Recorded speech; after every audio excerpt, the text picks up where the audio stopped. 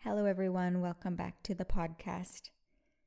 So, today I want to share something more in real time from my life. In real life, I love sharing stories about my experiences and my challenges and the insights, and it always really helps me to organize and refine my thoughts to share stories. But for the podcast, I've always wanted it to be simplified, focused, organized material. And telling stories from my life doesn't seem to fit that. But I feel like it would be a really good practice. And also, you can let me know also what you think about this kind of podcast episode where it's more of a snippet from my life in real time. So yesterday we had a cacao ceremony at Spanda, the yoga studio, and we were kind of reflecting at the beginning about our intention for the session. And as I was reflecting, the word that popped up for me was flow. That I wanted to be in that flow a bit more. And I could feel that this was around my work. So a bit of a backstory.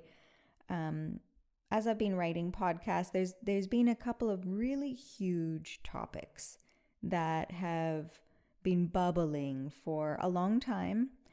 And it feels a little bit scattered. I can see that it's going to be a series. I'm pretty sure the next episodes are going to be this very special series of really important and big topics to unpack. And it's just been feeling really scattered because it's not totally hashed out. The order is only actually starting to be apparent now, but there's not a flow. It's just all of these scattered bits. And I want to be back in the flow where I'm creating and it's effortless and it's on a background of organization and I know it's coherent. So in the first word that popped up for me when I was kind of contemplating what I need and what I want and what I really desired and trying to uncover that intention, flow popped up. But right away I saw that actually I don't need flow. I need a peacefulness to respect the balance between the scattered parts of my experience and the flowing parts. So that kind of seemed obvious right away that my intention was to find peacefulness. And then as soon as we kind of dropped in and drank the cacao, the realization clicked like pretty quickly. My mind reminded itself in this really kind of deep and intimate space, having heard, what I need and what was kind of challenging me and what my highest intention was, then my mind kind of clicked and reminded itself that my favorite thing in the world is to make sense of messy, scattered bits. I love to organize all the bits. I love having heaps of bits of information and this whole web of experience. And I love to organize this mess into something, taking some of those bits and organizing them into something that is harmonious. And that's my work.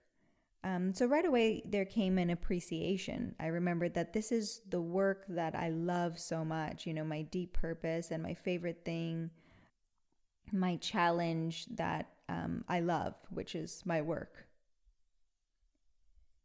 And that kind of realization, it right away just brought a release. There was an acceptance. I wasn't pushing towards more flow. I wasn't trying to get away from the scatteredness. There was kind of like a stepping back into that wiser part of myself, almost like that smaller, worried part of myself let go or gave away back to that peacefulness. So that was a nice little insight. But as the ceremony continued, I could see the deeper message and the deeper issue of why this peacefulness was taken away from me. And really it's work. For me, it's work. So I I could see how I'm so fixated, and this is something that has come up again and again and again for me about how attached I am to my work. And so the work that I do is running a small business, and a small business that started as a yoga studio. And I mean, I had always run a business before and was a sole trader, and traveled the world, was living abroad and running different kind of yoga offerings. But running a small business in Australia is a completely different situation. You're really plugged into a very specific system, and yeah, there's a lot of pressure from many different angles. And of course, this is not just Australia, all countries, but when you really make your business legitimate, I guess I could say, there's a lot of pressures. And I've noticed over the years again and again that there's such a charge and there's such an attachment to work. And I've had a lot of trauma around my work and worked through, actually really discovered the deep trauma in my being through the triggers of trauma at work. And I kind of remembered and realized that work is really my biggest addiction. So it's the number one way that I personally manipulate my consciousness. So, beyond all drugs and food and relationships, the way that I try to feel better and try to feel more successful and feel more worthy and feel more connected and feel more happy and feel more at peace. Like the way that I manipulate my consciousness, the main strategy that I have is work and trying to just chase hits of success from work to keep me from feeling the unworthiness that is conditioned at the very core of my personal experience. So there is an episode, we can link it in the show notes on the website, about this kind of core wound of unworthiness, or just explains it from a certain angle. Maybe you have listened to it already. It's called I'm a Bad Person, or I Believe I'm a Bad Person.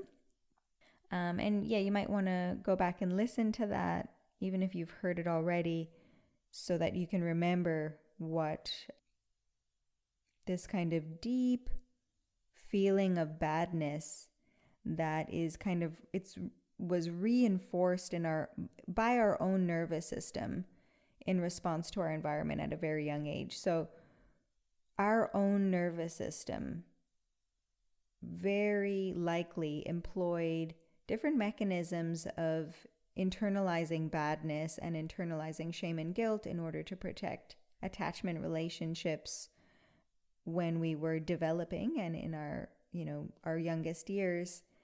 And that kind of reinforced badness. So no one else, other people may have also told us we were bad, and there may be many layers to it, but at the minimum, there is likely to have been a feeling of badness, and that actually gets established in the nervous system as the psychological self began to form.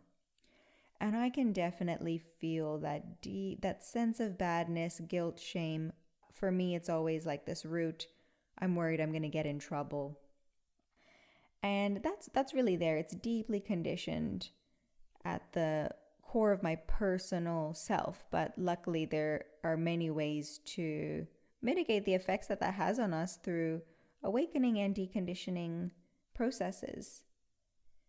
And work is the number one way that I have unconsciously for many years sought to appease that deep, painful feeling that kind of is running in the background. And when work isn't going good, it's one of those things that really fills up my cup really quickly, or the other way is it empties my cup really quickly. And then if any other area of my life isn't running in flow, it is even harder to hold that capacity. It's even harder to have that capacity to hold a loving space for other areas of my life that might be scattered and not quite in flow yet. So my problem is definitely not with scattered experiences. I love scattered experiences. I trust myself. I enjoy the process. I enjoy the journey of my life. I really do in many ways, on many levels. But the striving for work to be in that state of flow and harmony, and the attachment that work needs to be in flow or harmony, otherwise I've kind of just lost my greatest consciousness manipulator, my greatest band-aid, my greatest support that helps me from feeling that unworthiness. So the realization of something like this, that I am obsessed with or fixated on having my work be really flowing, and I need to feel successful in my work in order to feel happy, and these kind of dynamics that are at play. The realization of these kind of dynamics is the first and the most significant step to healing it. Actually, just being aware is the first step. After that, it's really good to have already a set of tools that you've practiced so that you can apply them and hold a loving space for this process that's inside. So not to identify now with the process that's happening, but just to see it as, okay, this is something that is conditioned inside of me. This is why it's been conditioned inside of me. Okay, that all makes sense. It actually starts to bring us more into our conscious mind.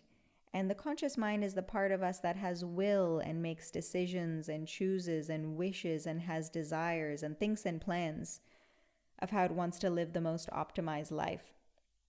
And that part is, really clear and really informed about what's going on. It has a lot of patience now to deal with the patterns of behavior and other patterns of thinking that might arise in response to the conditioning that's there. But there can be a meeting between them, and that's all what we most want is a meeting between our conscious will and our programmed behaviors. We want the freedom to behave in alignment with what we think and what we think in this moment of how we want to behave. So this kind of awareness bridges that gap between, you could say, conscious and subconscious mind, or your adult self and the child self, maybe the higher self and the lower self, the animal part of yourself, the sacred part of yourself. There is this kind of divide inside of us that becomes apparent in many moments of stress and suffering. So having that awareness and the realization is the most significant step. It's definitely the first step. And then depending on who you are and what the realization is about, different tools can be employed. For me, just having that realization and weaving it into my self-awareness practice, which is a daily practice of being aware of what's moving through me, is exactly what I need. So already I can feel myself wanting to plan, or it's already happened because this was yesterday. It's already happened where I've felt myself wanting to plan work and feeling really excited and I'm going to get a hit from planning my work or from getting ahead at work, and just noticing that. So bringing more awareness to the behaviors that come up, it lessens that charge of them just being pulls from the unconscious. And there's something that arises up as an urge that can be evaluated and then acted on accordingly, instead of just this addictive urge that pulls through and that feels really bad when it's not being fully acted out or appeased, or it's not going the way that it wants it to. So I'm going to leave that little insight there. I'm sure a lot of you could relate, maybe not necessarily with the work, but with the feelings of unworthiness and the different ways that we seek to distract ourselves or to fulfill those urges through other means. How do you do it? what are your hits to prevent yourself from feeling that deep core of unworthiness from in your personality? How do you try to be good and successful? Or are those some of your strategies? What strategies do you use? I'll leave you there with that reflection, and you'll be hearing from me again next week, where I might have a big, flowing, successful series for you. Have a great week.